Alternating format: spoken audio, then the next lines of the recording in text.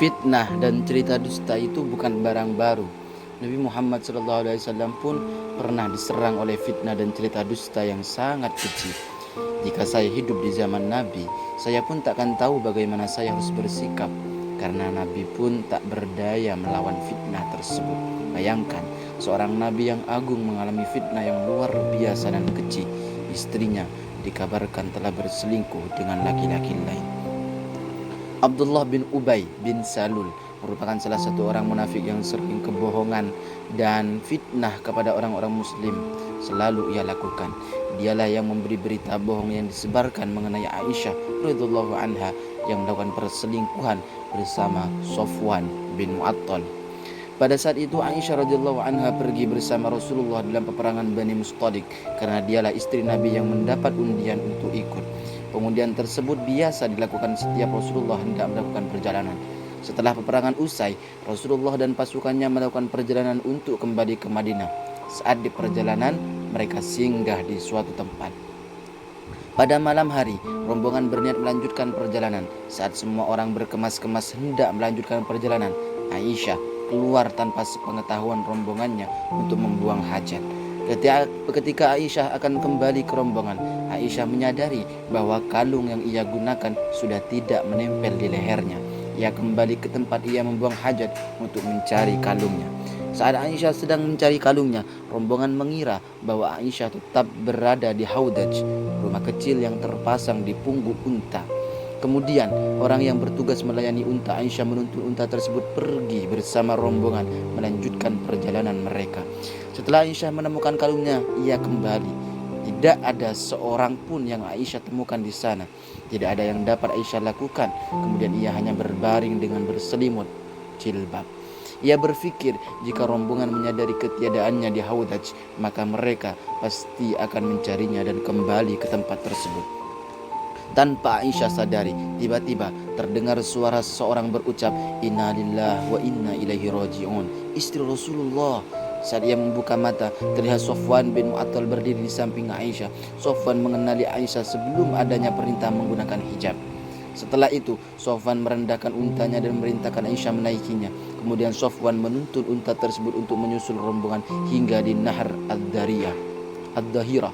Dari sinilah tersebar fitnah mengenai Aisyah hingga tersebar luas se-Madinah. Setibanya di Madinah, fitnah mengenai Aisyah semakin menyebar luas di kalangan masyarakat. Rasulullah hanya diam dan tidak menanggapinya. Karena cukup lama wahyu dari Allah belum turun kepada Rasulullah, Rasulullah meminta pendapat kepada para sahabatnya mengenai berita tersebut. Ali bin Abi Thalib menyampaikan pendapatnya melalui isyarat. Secara tidak langsung, ia berpendapat agar Rasulullah menceritakan Aisyah dan mengambil wanita lain. Sedangkan sebagian sahabat berpendapat agar Rasulullah tetap mempertahankan Aisyah dan tidak mendengarkan perkataan kaum munafik. Sejak awal kepulangan dari peperangan, Aisyah jatuh sakit dan ia tidak mengetahui mengenai fitnah yang menimpa dirinya. Akan tetapi, Aisyah merasa heran dengan sikap Rasulullah kepadanya. Biasanya Rasulullah selalu bersikap dan memberikan sentuhan lembut kepada dirinya saat ia sakit. Berbeda dengan sikap yang didapatkannya saat ini. Rasulullah hanya bertanya bagaimana keadaan dirinya. Tak ada yang lebih hingga keadaan Aisyah membaik. Suatu malam, ia pergi ke Jamban bersama Ummu Mistah. Ketika itulah Ummu Mistah menceritakan berita yang menyebar luas di Madinah mengenai dirinya. Aisyah segera kembali ke rumah dan meminta izin kepada Rasulullah untuk pulang ke rumah orang tuanya dan menceritahu berita yang menyebar mengenai dirinya. Setelah Rasulullah mengizinkan ia pergi ke rumah orang tuanya sehingga ia mengetahui apa yang sedang terjadi, hingga Aisyah pun tak henti-hentinya menangis. Rasulullah datang menemui Aisyah sambil mengucapkan syahadah, kemudian bersabda, "Wahai Aisyah, telah ku dengar berita begini dan begitu mengenai dirimu. Jika memang engkau bebas dari tuduhan tersebut, tentu Allah akan membebaskanmu. Dan jika engkau telah melakukan dosa, maka mohon ampun dan bertaubatlah kepada Allah, maka Allah akan mengampunimu."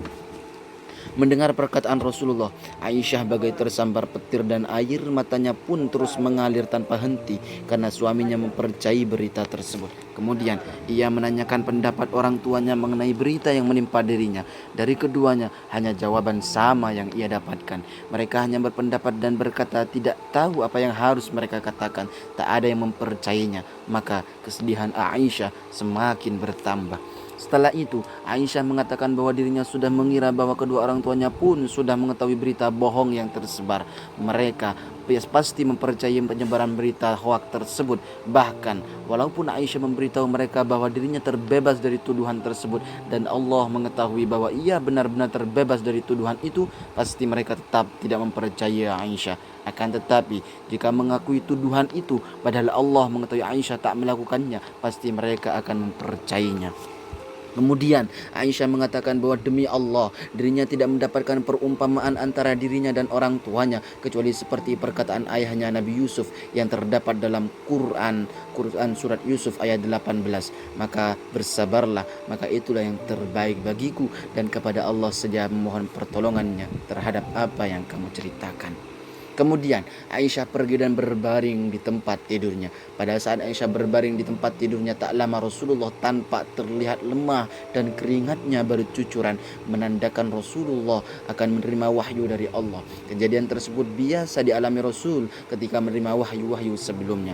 Setelah keadaannya terlihat seperti biasa, Rasulullah menghampiri Aisyah dan tersenyum kepadanya seraya berkata, "Bergembiralah wahai Aisyah, sesungguhnya Allah telah membebaskan kamu." Kemudian ibu Aisyah merintahkan Aisyah berterima kasih kepada Rasulullah. Akan tetapi Sayyidah Aisyah radhiyallahu anha menolak dan berkata, "Tidak, demi Allah, aku tidak akan berterima kasih kepadanya dan aku tidak akan memuji kecuali Allah karena dialah yang telah menurunkan pembebasanku." Rasulullah sallallahu alaihi wasallam kemudian keluar berkhutbah kepada orang-orang dan membacakan ayat-ayat Al-Qur'an yang diwahyukan kepadanya mengenai berita bohong mengenai Aisyah radhiyallahu anha.